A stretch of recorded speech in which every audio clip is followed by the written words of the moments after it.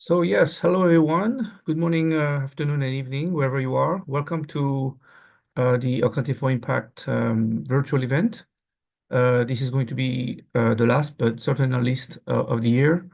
Accounting for Impact, as a reminder for those of you who joined for the first time, is a network that was founded to foster engagement and increase impact of accounting scholar. But in fact, the more that we've done this, we are very glad to also welcome scholars and colleagues from many other disciplines. So we're not limited to accounting, fortunately.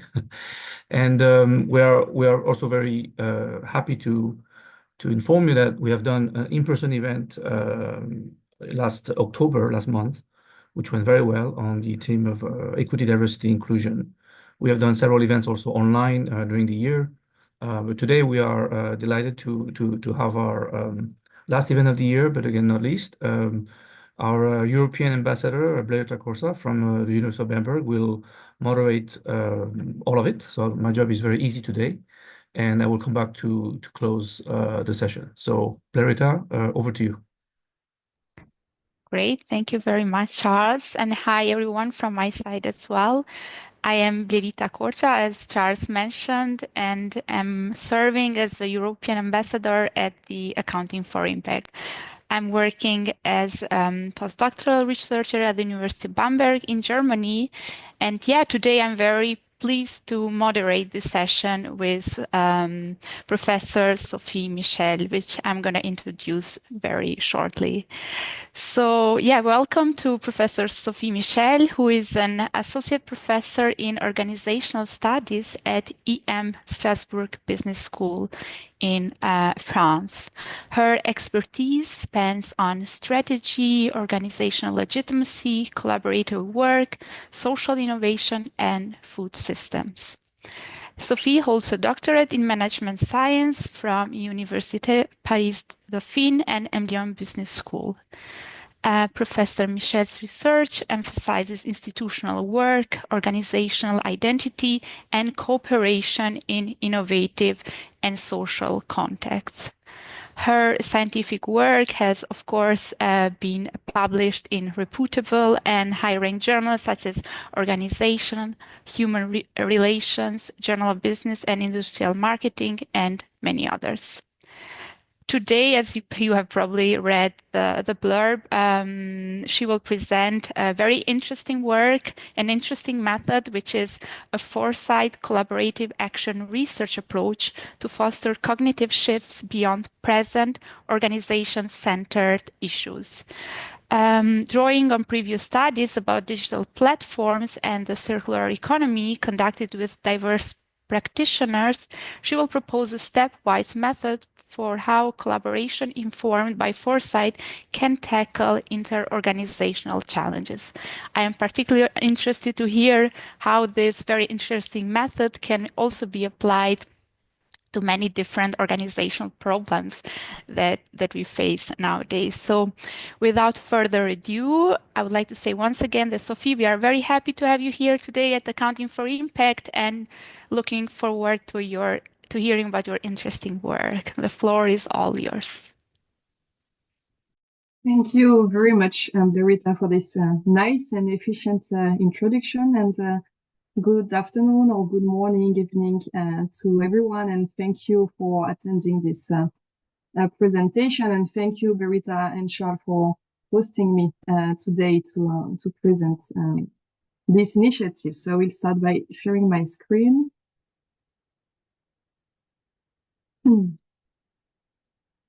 Is it okay? Yeah, can you see it?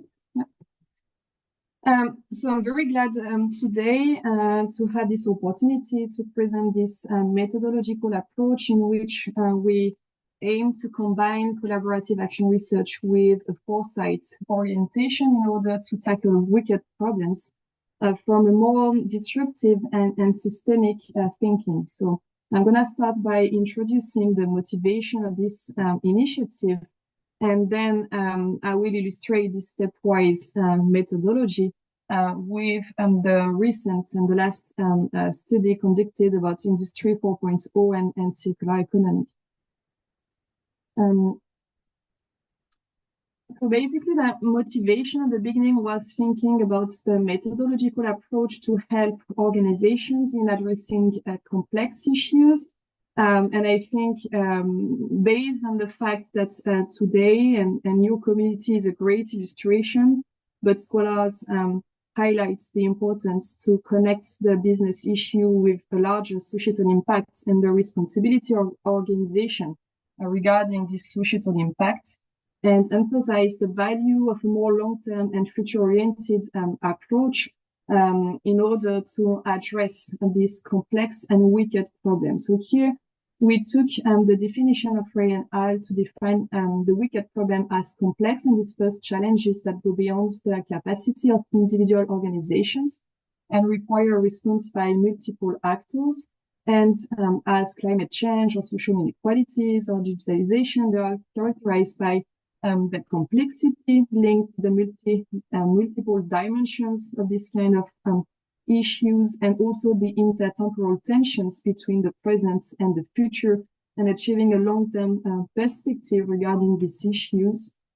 They are characterized as problem with unintended consequences and resistance to straightforward solution, which requires, and that was the main challenge we wanted to focus on, but which requires then a more disruptive thinking about the problem itself, but also about the solution, of course, that go beyond one organization and the present concern of one organization. So try to tackle this more inter-organizational, long-term and disruptive thinking in tackling wicked problems. And for this, we started with the value of an action research methodology, and I will develop that right after, but as a problem-solving approach regarding the more adaptive and iterative way to co-create solutions between practitioners and researchers, and think these iterative solutions as very useful and relevant methods to discuss wicked problems. So regarding action research methodology, here we wanted to emphasize here this inquiry process in which researchers and practitioners work together to address organizational but also inter-organizational issue, and not only solve problem, but also co-construct new knowledge between the practitioners and researchers. And what we wanted to emphasize in the value of this approach, that's the collaborative dynamic between the practitioners and researchers during the spiral loop, and the importance of this spiral process between reflection and action that you can see to the left regarding the challenge of wicked problem and this uncertainty, and here a way to reframe the actions regarding the evolution of the problem and the consequences. We also emphasize the important stream of action research that focus on more societal impact.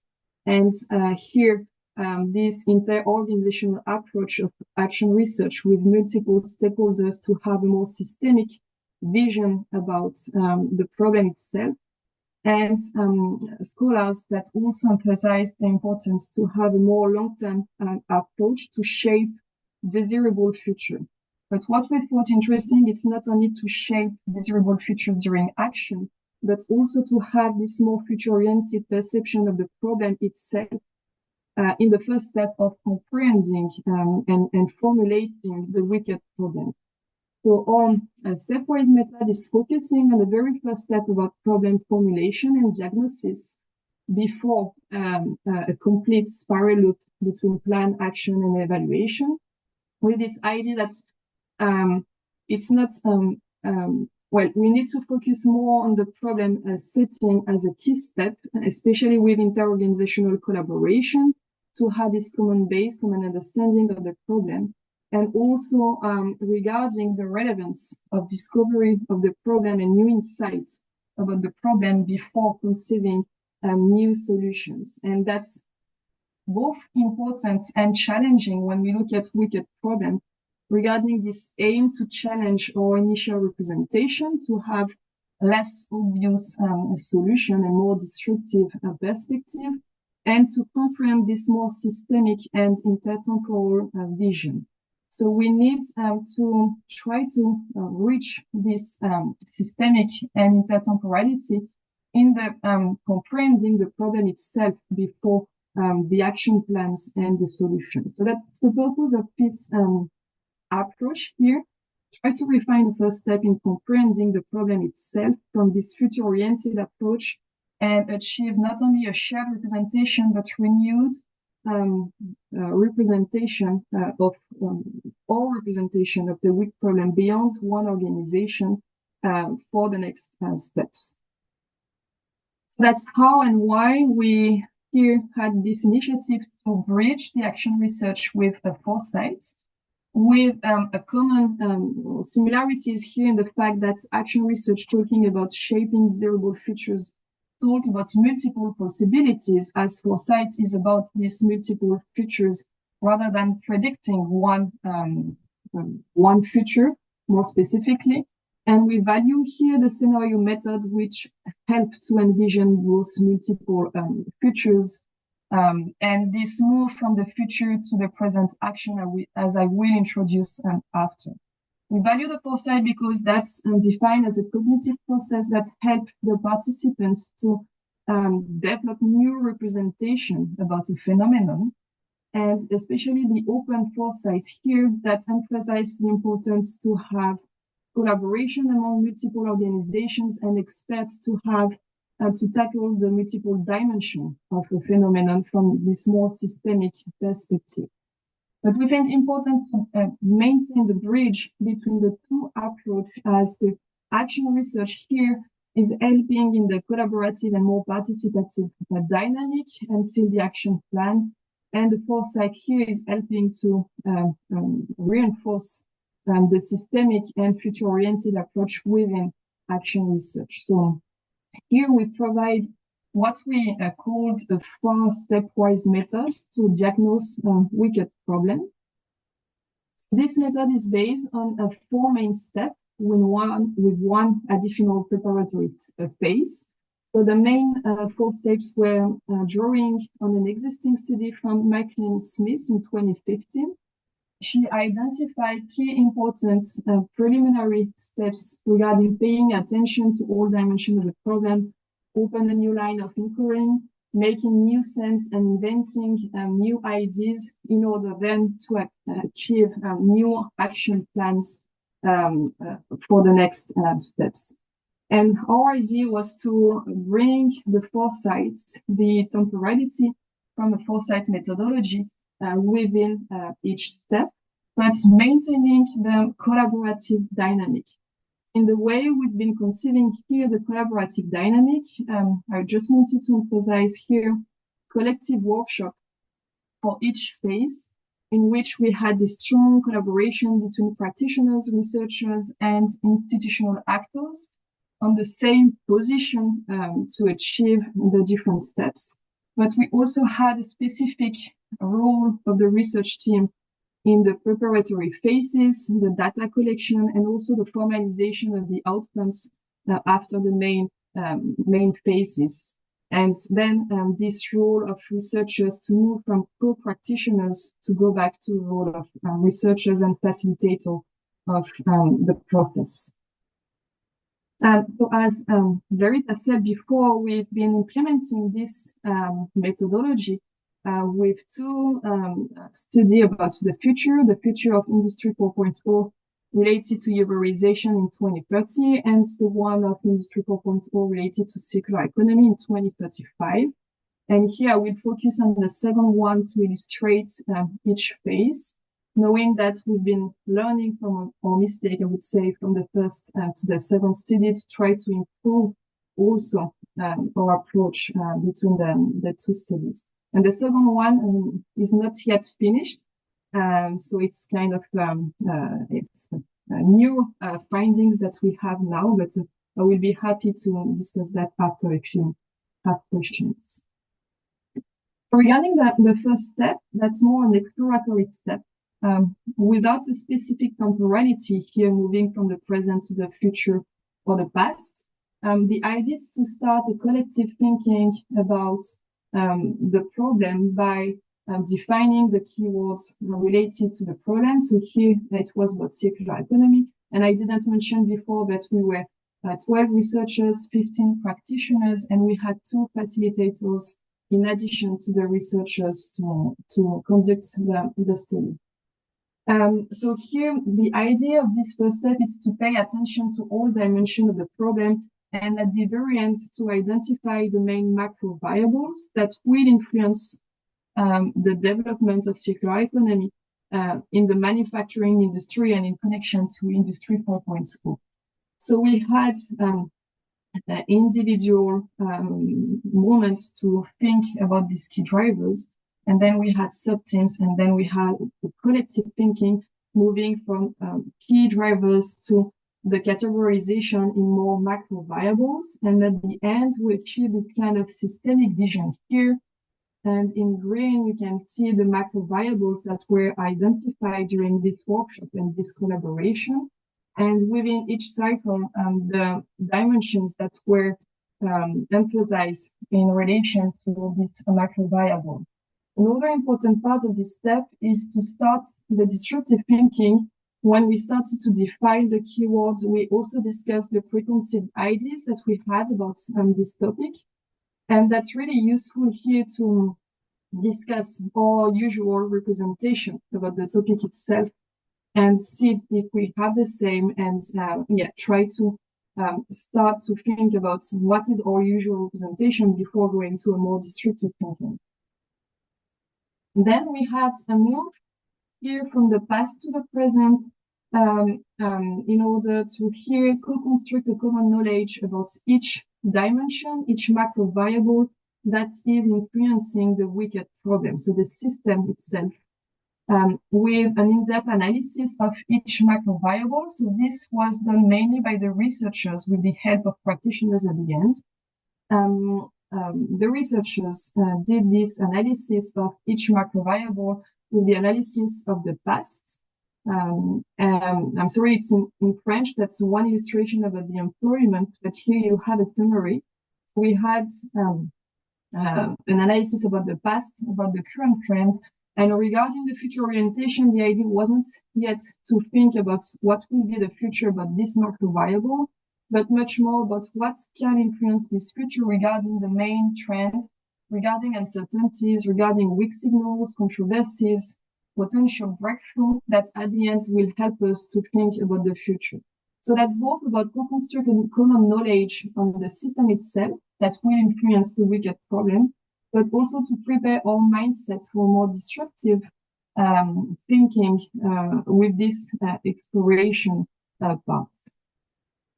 As I said before, we had this work from the researchers, but we had, of course, the discussion then with the practitioners to enrich the analysis of each macro variable. And then we had this move from the present to the future, which is the most important phase here to have this disruptive thinking to make new sense about the wicked problem. So here, this is the idea to encourage participants to have several possibilities of the future of this phenomenon. And for this, it's based on 2 main steps. The first one is to build hypotheses for each macro variable. So here, basically, for each macro variable, to try to identify what could be the trend-based hypothesis in 2035, but also based on the weak signals, based on the breakthrough elements that we identify, what could be the alternative hypothesis and the disruptive one. We did that collectively in a workshop, and once we achieved this hypothesis for each macro variable, we had a second workshop in which we combined the hypothesis to achieve the scenarios of the future related to the topic here of circular economy and Industry 4.0. So we started with a collective thinking, but what could be the main trends in terms of the trend-based scenario before discussing alternative and disruptive scenarios. And then we had sub-teams to select the hypothesis for each scenario. So for the illustration of circular economy, for instance, we had one scenario based on fragmented circular economies through transition under economic constraint, which we define as the trend-based one. And then we had alternatives one about high-tech circular economy with Europe at the forefront of sustainable reindustrialization. Third one about localized circular economy, much more on constraint based on the geopolitical context and climate change. And the fourth one, the less optimistic one, a state-directed circular economy with an equal transition in a world in crisis. I didn't mention that, but for this study, the scale of analysis was the European level to define these scenarios. And then, of course, we were focusing on practitioners from the east part of France, and we had this connection between the regional level and the European one.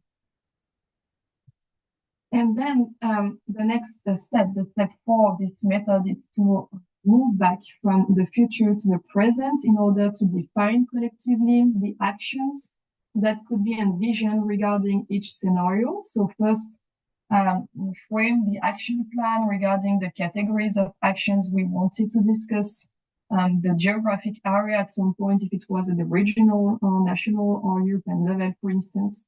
And then we had these sub-teams to work on collective action for each scenario in the first step.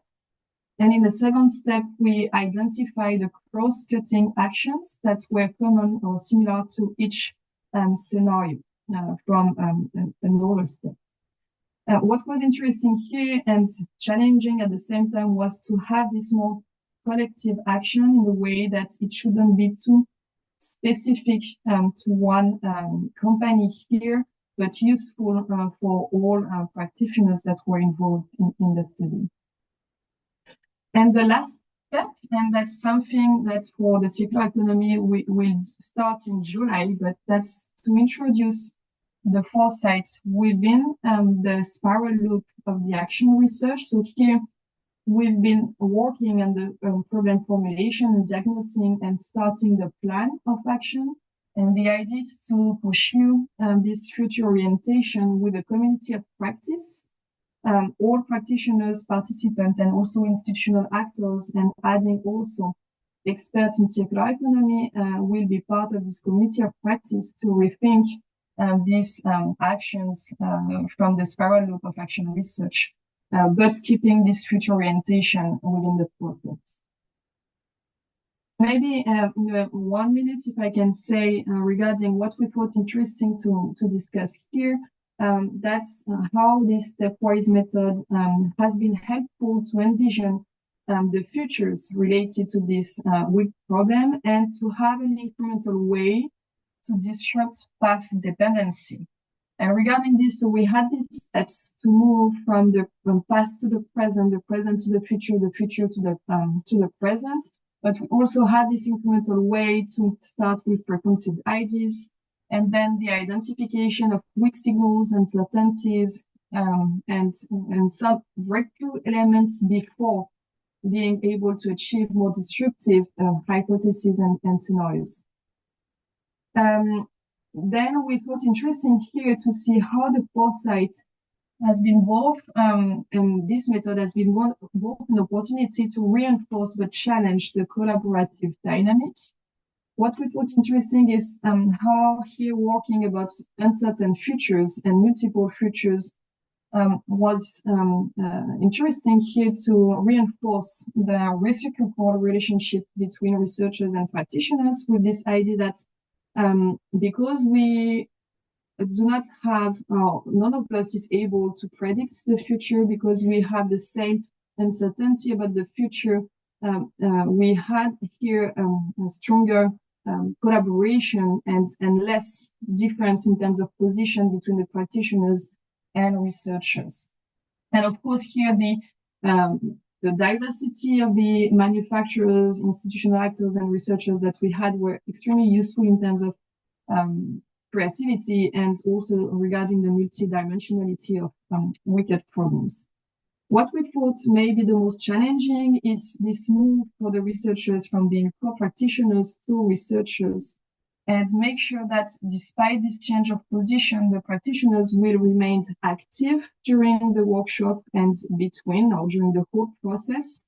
And for this, we know that we need to work again on this part and reinforce this part to maintain an active role of the practitioners. And for this, something that we want to further develop for the next part is a more collaborative platform between the main step between the collective workshop to maintain a regular interaction with the practitioners. And the last point is to move from diagnosis to planning action. One part interesting in this approach is a kind of freedom regarding the action plan. Meaning that each participant can use one of the action plan from one scenario or the other scenario, or decide about the cross-cutting action. But there is a kind of freedom then in the next part in terms of agency for the practitioners. But we know we need to go further regarding the way to maintain the foresight within the next step of action research. And that's why here we want to keep going on the community of practice perspective for the next part. So I think I'm done with the presentation. So thank you very much for your attention. Great. Thank you so much, Sophie, for this very insightful presentation on, at least for me, very new methodological approach, which it's not that I've been very, very familiar with it before, and I think it can definitely be applied to many different fields. And I was already thinking while you were presenting about how it can be applied in accounting, and maybe also many of the participants here are in accounting, sustainability accounting even. And right now there are so many changes happening in this field where practitioners are involved, policymakers, and then us researchers. But for example, with the new regulations on company sustainability disclosure, like there is maybe a little bit resistance from the practice, but still there are the regulations. There is this push from the regulatory part, and then researchers have a certain way of thinking about those issues. And I was just wondering if we gather all these parties together and try to have this method.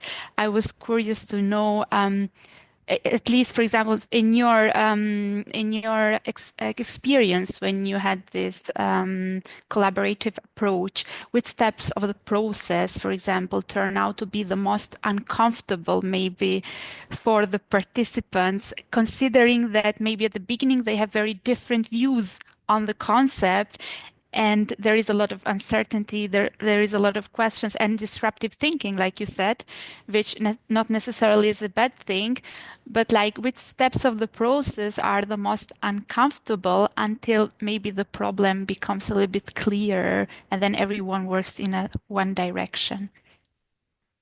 Thanks. Thank you for your question. In my opinion, but that's a very personal one, I think it's the first step in which we design this systemic vision and defined what are the key drivers, and then from key drivers to have this big macro variable.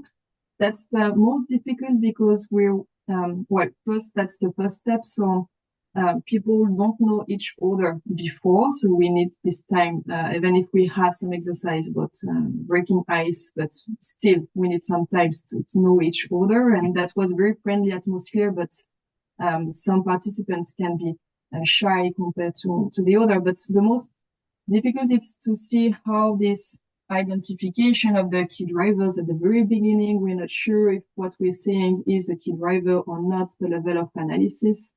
And that's maybe confusing. And then that's a kind of, participants are quite skeptical at the beginning about how to reach then this systemic map that we had at the end. But once we have it, everyone is satisfied. We can have modification, of course, regarding the different perspectives. But in my opinion, that was this move from identify what can influence this topic to achieve this systemic map that we had with the macro variables. Yeah, okay, understand. Very interesting. Would like to leave the space for the participants to ask questions. Now is the Q&A. I mean, I have multiple questions in my mind, but I don't want to take all the space right now. So if there are questions from the participants, please either unmute yourself and ask the question or write it in the chat and I can read it for you.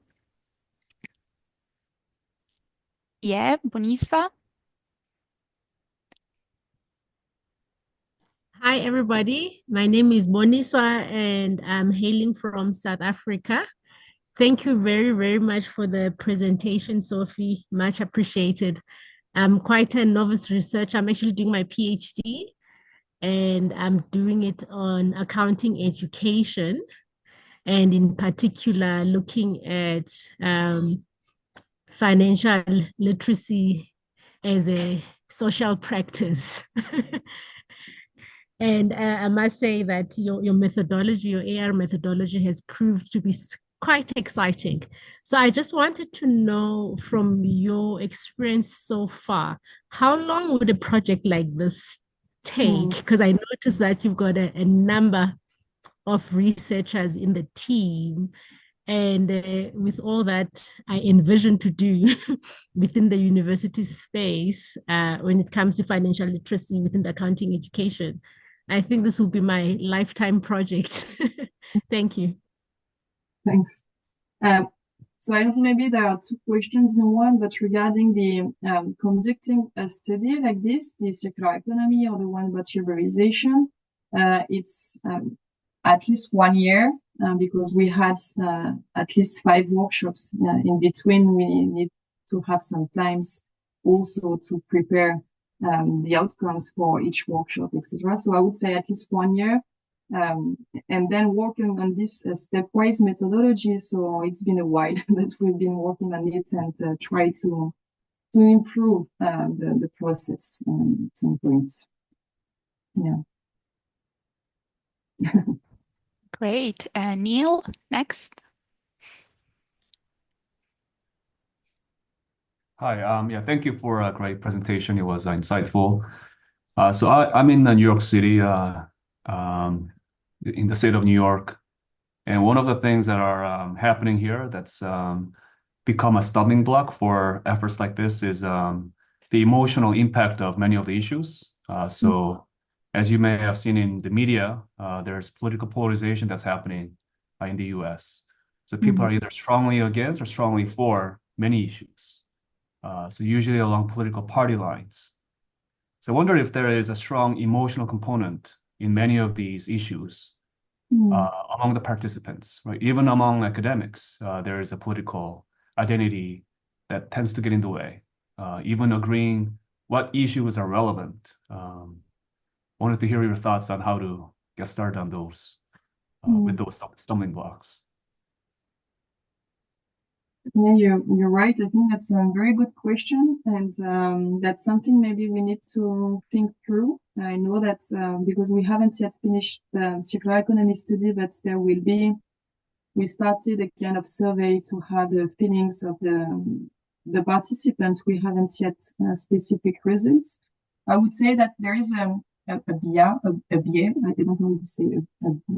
Well, there is a tricky part here regarding the participants is the fact that they are all volunteer participants already engaged in, for instance, in the willingness to have more circular economy, for instance. So there is already a kind of commitment that makes all participants on the same level of motivation, I would say, at some point, and meaning then less conflictual discussion because even if more negative, less optimistic scenarios could be designed, still we still have all the same willingness to move towards more circular economy. So that may be something that is tricky regarding this at some point. But I think that the emotional impact is quite important, and we need to take that into consideration because I guess that if And the study was conducting in a broader political context in France, also that could strongly impact the findings and discussions. So thank you very much for your recommendation, because we need to further think about that. Yeah. All right, thank you. Great. There is a question in the chat from Putri Nabila. Putri is a master student in the Netherlands and is asking in what are the advantages and disadvantages of this action research methodology. So maybe Sophie, you already have some ideas or some disadvantages that you also experience yourself that you can share. I would say that well, the main advantage is for me is this a strong connection between this foresight orientation and the collaborative dynamic, and this ability then going back to action research to work on the action plan, because the foresight methodology has been drawing on the action research to go back to the action plan, because the foresight itself is not a methodology to plan action. So the advantage is more of this complementarity between these two elements, and increase the systemic and intertemporality approach of action research. The most tricky part and that's the next part we need to work on, is to maintain the foresight vision in the next step, when we have this community of practice, and regarding the implementation of action of the different practitioners, collective and individual action to maintain the foresight. Yeah. Yeah, and maybe related to this last part, since it involves this foresight approach and also planning for the future, is it common that you have a follow-up study later to see maybe if those aims are being achieved, or if the objectives that are set are being developed further? Yeah, I'm not sure we conduct renew the study as it has been done, because that's a long process, and in terms of temporality that might be complex to implement, but that will be the purpose from the community of practice also at some point, to take a break, rethink about the scenarios, and maybe yes, reanalyze also these scenarios. So yes, that's something that we need to develop regarding this community of practice, definitely. Great. There is one more question in the chat I'm trying to read. From Jim Rahman. Once you move from research to action, how might participants report progress in a way that keeps all participants aligned and motivated?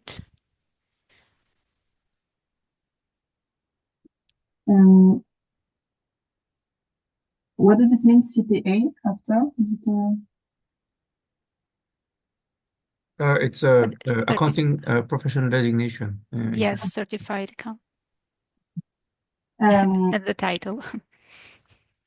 So that's a similar kind of. I know that's not the kind of answer you would like, but the similar kind of answer, because that's part of the community of practice to maintain actually to allow the participant to report the progress and make sure that we are on the same line. But what's important here is in this community of practice, we also aim to have more experts in circular economy, for instance, so experts on the specific topic, because here as researchers, we're more a facilitator finally during this community of practice. So we aim also to have these experts, and also the participation of more public actors, institutional actors for us is very important, because they play a role in the achievement of the actions of the practitioners. So maintain this collaboration with the institutional actors and involve the experts.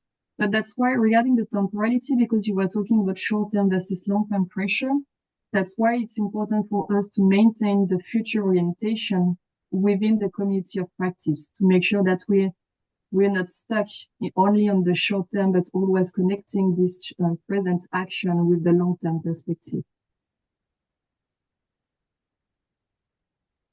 Okay, great. Thank you very much, Sophie, for elaborating on all the questions. Any more questions from the participants?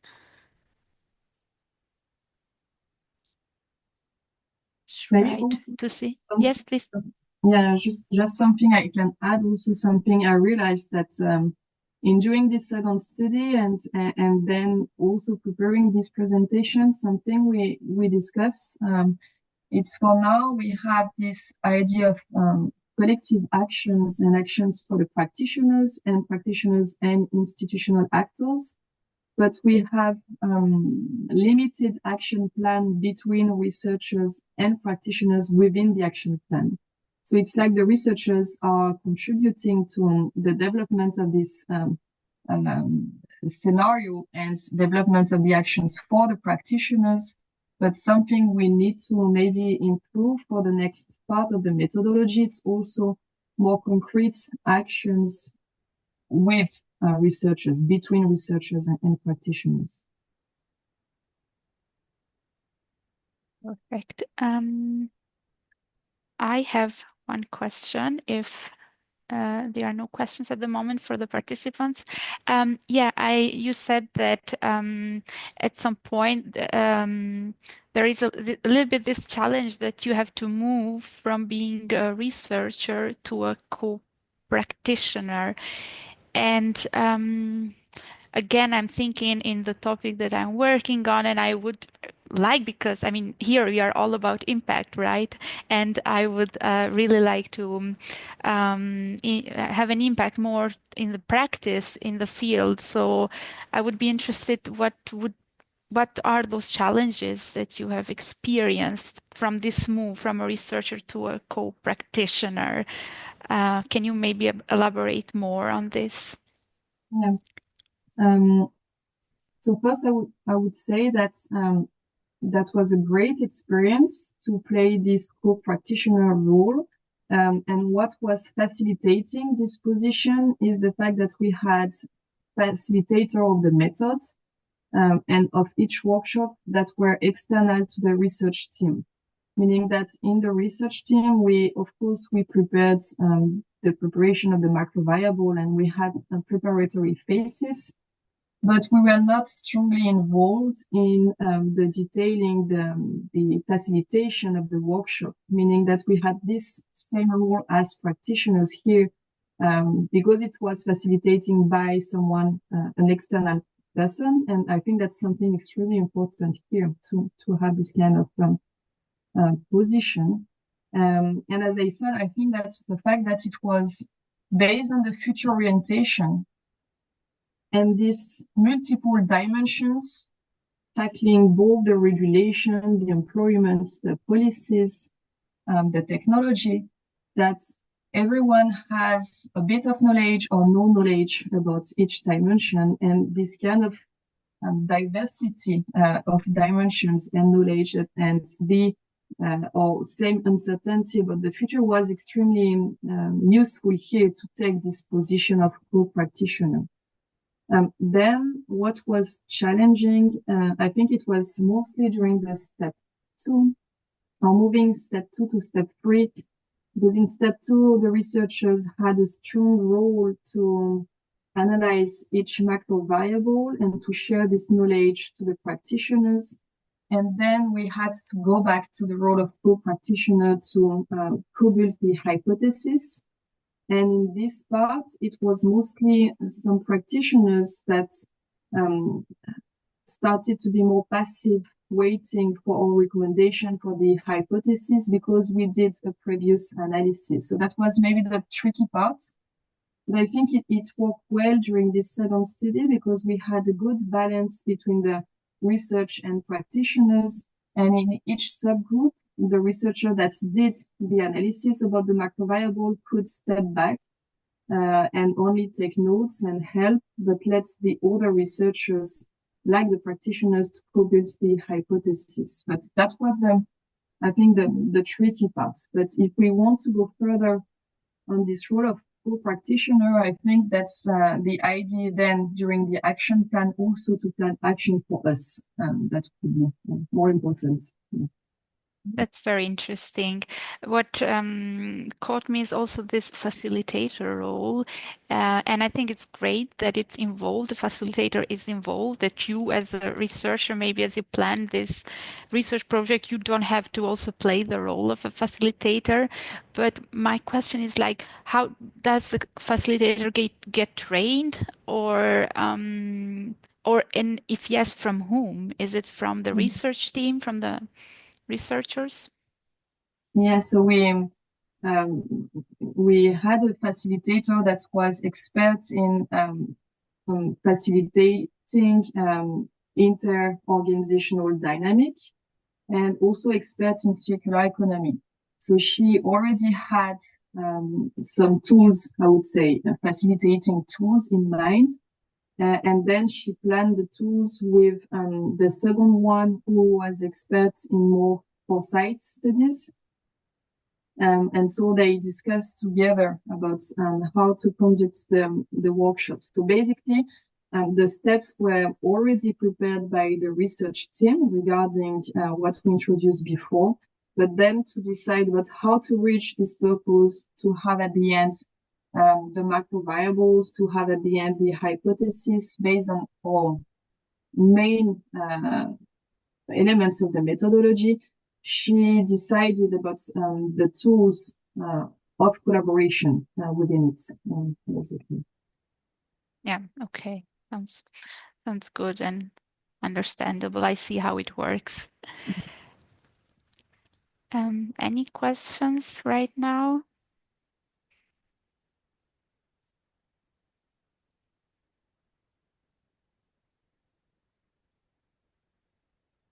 Then maybe you can elaborate a little bit on, I think, the last part of your presentation, this integration of foresight and action research, so this FAR methodology. And I would be interested on how the integration of this methodology enhanced the co-construction of systemic and plural visions between researchers and practitioners, and maybe what challenges arise in maintaining this reciprocal relationship throughout the whole process. Mm-hmm. So regarding this connection between the action research and foresight, I think that, for instance, with the collaborative action research and inter-organizational action research, they already discuss the importance to have multiple stakeholders to share visions, to share dimensions. But the foresight here is bringing a second step, I would say, to go further on this systemic vision, because we have these specific efforts here to identify these key drivers, these macro variables, beyond our individual expertise. Here we had researchers in management mainly, but from different fields, some in finance, in marketing, in strategy, in human resource management, etc. And we had manufacturers from multiple sectors and different kind of institutional actors. So each one, of course, bringing one expertise that is already useful from an action research perspective. But the foresight here is pushing this to trigger more systemic vision about the macro variables, which is something that in our position has not been developed in the action research itself. So we thought interesting here to bring, to push forward the actual researchers to think about these macro variables and all kind of variables that can influence the wicked problem, the problem itself, beyond the expertise and beyond the view, the diversity of view of each researcher. So from this part, I think that's something very important, and also this move from the present to the future and going back to the present. And then the action research is extremely important to maintain, to have this going back to the action plan, and maintain the collaborative dynamic, which is not so taken for granted in the foresight. They talk about collaboration, but action research is much more advanced here to discuss this relationship actually between the practitioners and the researchers. And then regarding the reciprocal relationship between the researchers and practitioners, so as I said, at some point, it was not always easy to go back to the role of co-practitioners for the researchers. And that's why what we need to further develop for the next studies, for instance, it's this kind of interaction within each workshop, because before there was this question about the length of the study, and it takes time, and we need couple of weeks between each workshop to have enough time to formalize what has been done, analyze, and then start the other part of the workshop. And this lack of interaction at some point is something that we need to improve to maintain the reciprocal relationship between the two.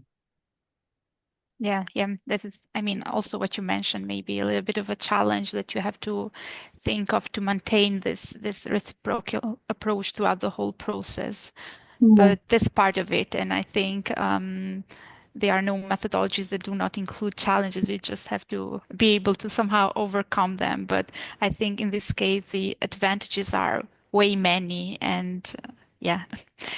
We have a question in the chat from Naoko Komori writing, in the collaborative work, when was the time you felt or experienced that the researcher and the practitioner were speaking different language? Can you give us any of your experiences, how you overcome? Yeah, that's a very good point. That's true. At some point, yes, and even on the practitioners and between the practitioners, you have the manufacturers, but you also have the institutional actors with many acronyms when they are talking, not so easy at some point to get.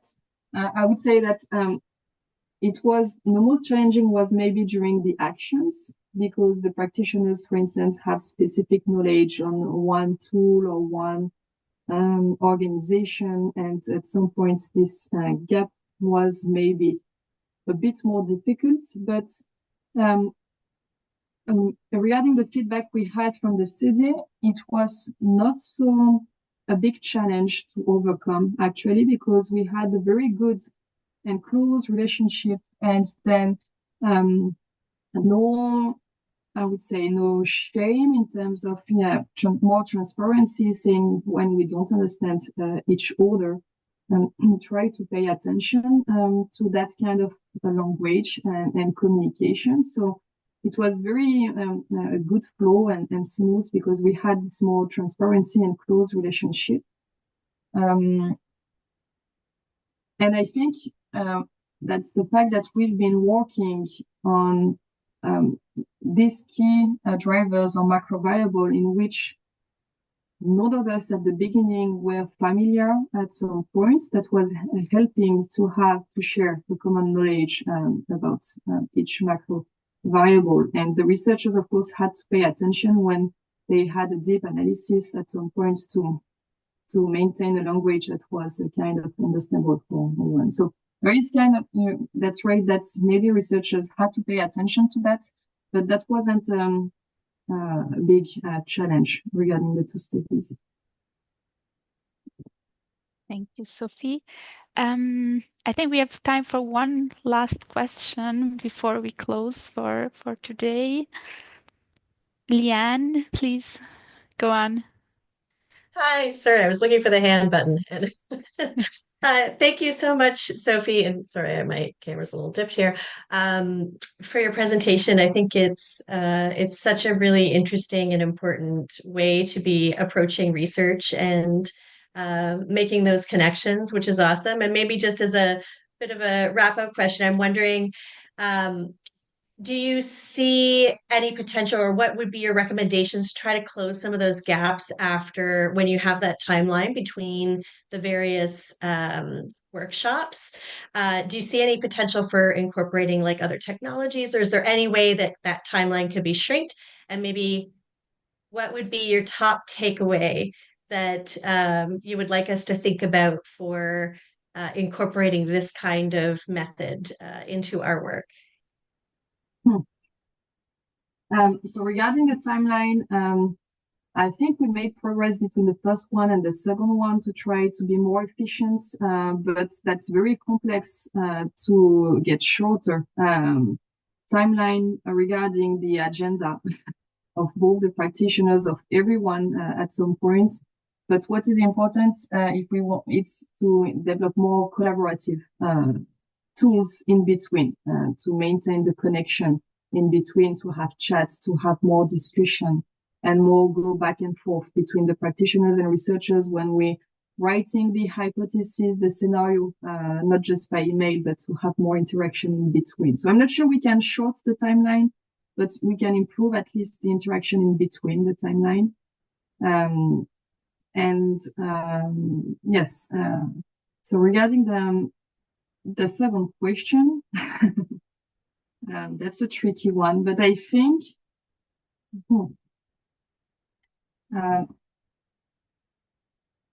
I think that's these kind of activities about starting to confront usual representation between the researchers and practitioners is something extremely important that we don't do enough, in my point of view, before going to this more future orientation and that part. But starting with trying to share this representation and to confront and discuss what could be preconceived ideas in a friendly way, of course, opening and more transparency. And that's something very important. And then the idea of community of practice between the practitioners and researchers regarding this idea of societal impact is something I think that is also, I mean, you're all interesting about societal impact, and the collaboration between practitioners and researchers from a long-term perspective is also something, in my view, quite important regarding this. Awesome, thank you.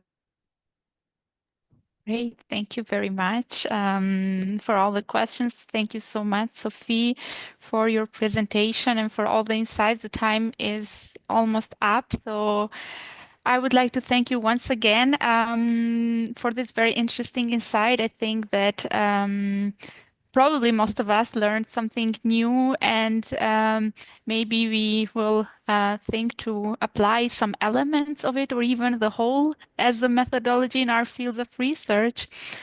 So yeah, thank you very much. I will hand over to Charles to close it, and bye-bye everyone from my side. Hand over to you, Charles. Thank you, Lerita, for brilliantly moderating this event, and Sophie for all of the very very interesting insights that you shared. We can tell that the participants were interested, engaged, and we have this on record. And so, yeah, I will consider this another successful AFI event. I'm biased, but I think it is true. I put on the chat for everyone, for those of you who are new, we're welcome to our website. I should say that we have moved our website server from the company that hosted because it was not aligning with our values. I won't elaborate, but so the website has been slightly modified, but it's pretty much the same. You can sign up on the mailing list at the bottom of the first page, and all the events are posted. You'll be on the mailing list and you'll get information. We've always been very, very busy at Accounting for Impact. We have not concretely made plans yet for speakers and events, but there will be events next year. We aim to have about an event per quarter, so 4, sometimes we can even have 5, depending on that. But I will convene a meeting with my team very soon, and you will hear from us. Hopefully by the end of the year, we'll have at least the information for next event. So sometime in the spring, winter, spring next year, you'll hear from us. So with that, I'd like to thank you for attending Accounting for Impact, for supporting it.